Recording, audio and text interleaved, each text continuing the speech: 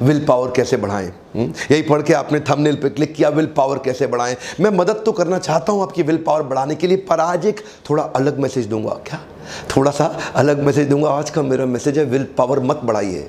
क्या मैसेज है? Will power मत बढ़ाइए। विल पावर से फायदा होगा, थोड़ी देर के लिए होगा। विल पावर कभी लंबा नहीं टिकती है। लंबा क्या टिकता है? Emotional experience.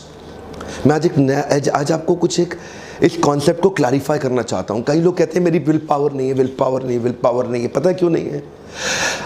विल पावर जो है ना, वो डिनायल के प्रिंसिपल पे चलता है। किस पे चलता है? डिनायल। मैं ये नहीं करूंगा, मैं ये नहीं करूंगा, मैं ये नहीं करूंगा, वो विल पावर है। मैं एक्स्ट्रा मेहनत करूंगा, वो विल पावर है।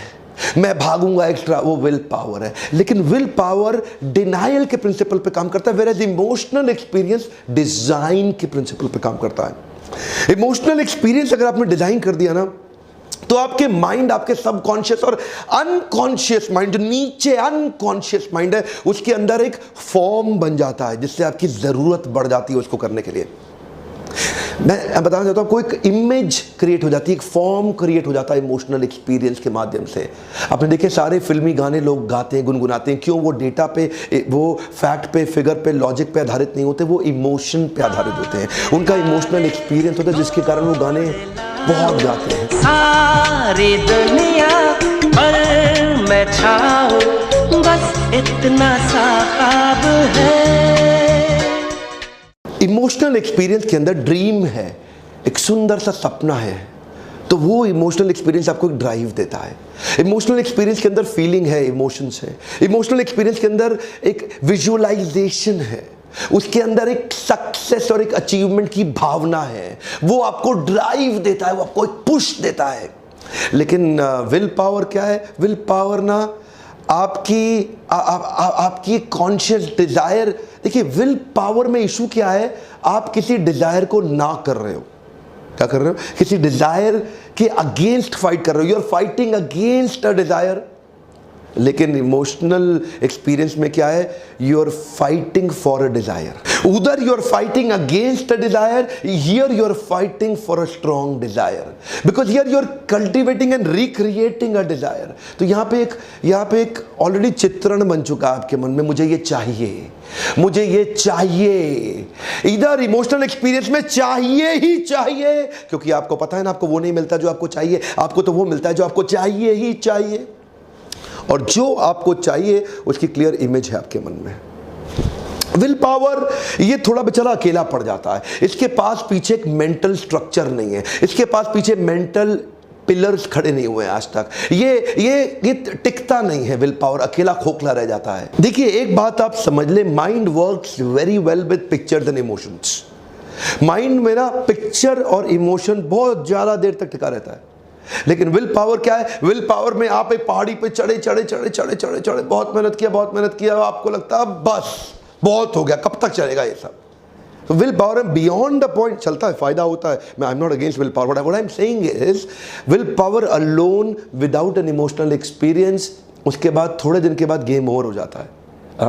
लेकिन अगर विल पावर में इमोशनल एक्सपीरियंसेस बिल्ड हो जाए ना, will power when it is backed up with emotional experience, तो गेम चेंजर हो जाता है। वो गेम ओवर, ये गेम चेंजर। अच्छा, एक बात और, कई बार लोग सोचते हैं कि भाई मेरे को तो ऐसा कोई इमोशनल एक्सपीरियंस हुआ नहीं, ना मेरे साथ ऐसी कोई बड़ी घटना हुई, ना कोई दुर्घटना हुई। ध्यान दीजिए, इमोशनल एक्सपीरियंस स्ट्रैटेजिकली बिना किसी घटना के भी कल्टीवेट किया जा सकता है।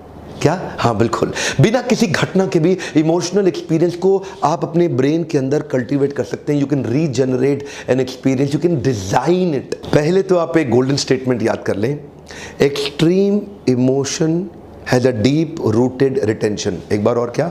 Extreme emotion has a deep rooted retention. इसका अर्थ क्या हुआ? जब अत्यंत सुख होता है या अत्यंत दुख होता है, दोनों याद रह जाते हैं। अत्यंत मान होता है, अत्यंत अपमान होता है, वो दोनों भी याद रह जाते हैं। अत्यंत सर्दी, अत्यंत गर्मी, वो भी याद रह जाती है। आपको याद है 26/11 का हमला, जो मुंबई के ताज पे अटैक हुआ था? किसी भी मुंबई वाले से पूछ लो 26/11 के दिन वो कहाँ पे थे, वो आपको बता देंगे। उस दिन वो किधर बैठे थे, वो आपको बता देंगे। उसके आसपास, उनके आसपास कौन बैठा था, वो आपको बता देंगे। आपस में मुंबई के लोग क्या बात कर रहे थे, वो आपको बता देंगे। 27/11 या 25/11 का वो क्या कर रहे थे, लोग कोई नहीं बता पाएंगे। Extreme emotion. जिस दिन इंडिया श्रीलंका के अगेंस्ट वर्ल्ड कप क्रिकेट 2011 में महेंद्र सिंह धोनी की कप्तानी में जीता था, उस वर्ल्ड कप के क्रिकेट मैच को जिसने देखा उन सबको याद है कि वो उसने टीवी कहाँ बैठ के देखा, किसके साथ देखा, उनके साथ कौन बैठे थे और मैच खत्म होते उन्होंने क्या किया, उनको सब याद है। क्यों? Extreme emotion. जब आपकी कोई बहुत बेइज्जती कर देता है आपको जिंदगी भर याद रहता है, जब आपका कोई बहुत इज्जत और सम्मान करता है आपको जिंदगी भर याद रहता है। इसको क्या बोलते हैं? Extreme emotion. एक्सट्रीम इमोशन एक स्ट्रक्चर बिल्ड करता है। मैं कहता हूं ऐसे ही आप स्ट्रक्चर्स बिल्ड कर सकते हैं, अपने न्यूरो पाथवे खोल सकते हैं। जो सफलता के लिए नए एक्शनेबल चाहिए ना, वो एक्शनेबल अभी आपके ध्यान में दिमाग में सेट ही नहीं हुए, तो अपने आप से क्वेश्चन करके अपना एक्शन प्लान बनाइए।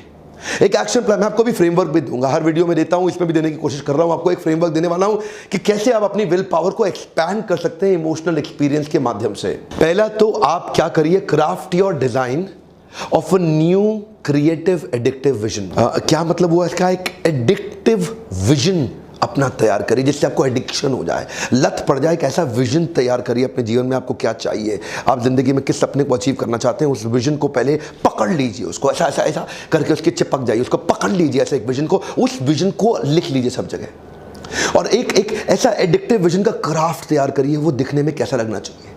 उस विजन में एक फ्रेमवर्क बनाइए। पहले उस विजन के बारे में 2-3 स्टेटमेंट लिख लीजिए, जो भी आप अचीव करना चाहते हैं, और अगर नहीं करना चाहते फिर भी करो। क्यों बैठे हो खाली घर के अंदर? ऐसे ही खड़े हो जाओ, कमान उत्तिष्ठ उत्तिष्ठ जागृत प्राप्य वर्ण ने बोधिता, उठो जागो और जाके एक अपना एडिक्टिव क्रिएटिव विजन बनाइए, एक क्राफ्ट करिए पावरफुल विजन को। उस विजन स्टेटमेंट को लिखिए, उसके बाद अंदर 4-5 चीजें 6 चीजें आपको फ्रेमवर्क में डालनी पड़ेगी। पहला, उसके डेट के टाइमलाइंस लिखिए, क्या लगता है ये विजन को कब अचीव करेंगे आप। उसका एक फॉर्म बनाइए, डिजाइन बनाइए, वो विजन देखने में आपका कैसा लगेगा। जब आप उसको अचीव कर लेंगे तो वो इमेज विजुअली कैसी लगेगी, उस समय क्या फॉर्म होगा, उसको थोड़ा डिस्क्राइब करिए इस फ्रेमवर्क के अंदर। क्योंकि होगा क्या, जब आप उस फॉर्म को विजुअलाइज करेंगे, डिस्क्राइब करेंगे, तो आपके न्यूरो पाथवे खुलने लग जाएंगे। वो न्यूरो पाथवे आपके ब्रेन के अंदर मैप बनने लग जाएंगे, देखो ये ऐसा होगा ऐसा होगा ऐसा होगा, तो फिर उसकी पॉसिबिलिटी आपके एक्शन में और बढ़ जाती है। उसके बाद लिखिए कि इससे आपको फायदे क्या होंगे, बेनिफिट्स क्या होंगे। लिखिए ये विजन क्यों अचीव करना है, इस विजन से आपकी फैमिली में आपको क्या अच्छा होने वाला है, आपके समाज में आपके लिए क्या अच्छा, आपके सेहत में, आपके रिलेशंस में, कहीं पे भी जो भी आपके जीवन में बेनिफिट्स हैं, आपने ये विजन क्यों बनाया, ये क्यों आपके लिए एक सपना है, इसको अचीव करने से आपको क्या फायदा होगा। तो जब आप वो फायदे को अभी विजुअलाइज करेंगे ना, जब आप उसके बारे में अभी सोचने लग जाएंगे, फिर न्यूरो पाथवे और खुलने लग जाएंगे, फिर न्यूरो पाथवे और गहरे वो रास्ते बनते हुए दिखने लग जाएंगे। जो रास्ते पे आपको चलने की आदत पड़ जाती है ना, वो रास्ता आप अनजाने में भी अपने आप उसी से चलते हैं। नए रास्ते अमूमन लोग नहीं लेते। जिस रास्ते से आप ऑफिस जाते हैं, जिस रास्ते से आप स्कूल जाते हैं, जिस रास्ते से आप कॉलेज जाते हैं, जिस रास्ते से आप अपनी फैक्ट्री, अपने जहाँ जहाँ जो दुकान, जो मार्केट, जो बाजार, जो नाई की दुकान, जो राशन की दुकान, जो मैकेनिक की दुकान, जिधर जिधर आप जाते हैं, आप हर बार उनके पास जाने के लिए फिर वही रास्ता पकड़ते हैं। ऐसे ही आपके माइंड में भी रास्ते बनते हैं कि मैं इस विजन को कैसे अचीव करूंगा, और एक बार आपके माइंड में वो रास्ते खुलने लग जाते हैं ना, फिर उधर जाना आपके लिए आसान हो जाता है। आप अपने आप चलते हैं, आप स्वतः ही चलते हैं उसी रास्ते पे। तो उसको एक उसके बेनिफिट लिखिए, अब उसको एक शेप साइज दीजिए, वो कैसा लगेगा देखने में, वो सक्सेस आपकी कैसी लगेगी आपको देखने में। अब उसको ना कुछ इमोशंस भी दीजिए। ये फ्रेमवर्क में सारे स्टेप्स बता रहा हूं, इनको भरना पड़ेगा आपको। अब इमोशन भी लिखिए कि आप इमोशनली आप किस इमोशन से अटैच्ड हैं उसके, उस दिन कैसा फील कर रहे होंगे, जब आप उसको अचीव करेंगे कैसा फील कर रहे होंगे। और फाइनली एक्शन स्टेप्स लिखिए कि क्या 5 एक्शनेबल्स हैं आपको, कि क्या 5 इमीडिएट एक्शनेबल्स हैं आपके लिए। What is that you going to start doing right now, what 5 steps are you going to take that will help you achieve that vision. ध्यान दीजिए, अब ये क्या खाली विल पावर नहीं है, अब विल पावर के साथ आपका एक इमोशनल एक्सपीरियंस का स्ट्रक्चर आ गया है। इमोशनल एक्सपीरियंस का एक फ्रेमवर्क आपके हाथ में आ गया, एक स्ट्रैटेजिक फ्रेमवर्क हाथ में आ गया है, जिसको आप फील कर पा रहे हैं, जिसका इमोशन साथ में जुड़ गया है। जिधर है इमोशन उधर है डिवोशन। फिर बता रहा हूं, भूला मत करो, मेरे वीडियोस को दोबारा घुमा घुमा के देखो, इस वीडियो को 4-5 बार घुमा घुमा के देखो। जिधर है इमोशन उधर अपने आप आता है डिवोशन, और अगर नहीं है इमोशन तो किधर गया डिवोशन। कभी नहीं मिलेगा प्रमोशन, हमेशा करोगे कमोशन। याद रखो एक ही नोशन, नहीं तो हो जाएगा लूज मोशन। और क्या है वो नोशन कि इमोशन के बाद आएगा डिवोशन। मैं काफी तेजी से बोल देता हूं, पर कोई बात नहीं, आप ध्यान रखो, मुद्दा यही है, इमोशनल एक्सपीरियंस, ये स्ट्रक्चर बनने से आपके सारे न्यूरो पाथवे खुल गए। अब आपको लगता है यार ये तो हो सकता है, ये तो मैं कर सकता हूँ। आप फील करने लग गए, आपने महसूस किया, उसको पिक्चराइज किया, आपको लगता है यार हाँ हाँ ये तो देखो, ये एक्शन लूंगा, ये एक्शन लूंगा, ये एक्शन लूंगा, सारे एक्शन आपने विजुअलाइज कर लिए और वो एक्शंस को आपने लिखने लगे, क्योंकि अब आप पॉसिबिलिटी स्कैनर बन गए। वो पॉसिबिलिटी आपके सामने खुल के दिखने लग गई। अभी चक्कर क्या है, लोग नेगेटिव क्वेश्चन पूछते हैं अपने आप से तो नेगेटिव सोल्यूशन दिखाई पड़ते हैं, लोग पॉजिटिव क्वेश्चन पूछेंगे तो पॉजिटिव अपॉर्चुनिटी दिखने लग जाती हैं। डिफिकल्टी पॉसिबिलिटी जीवन में दोनों है। डिफिकल्टी को तलाक दे दो, पॉसिबिलिटी से निकाह कबूल कर लो।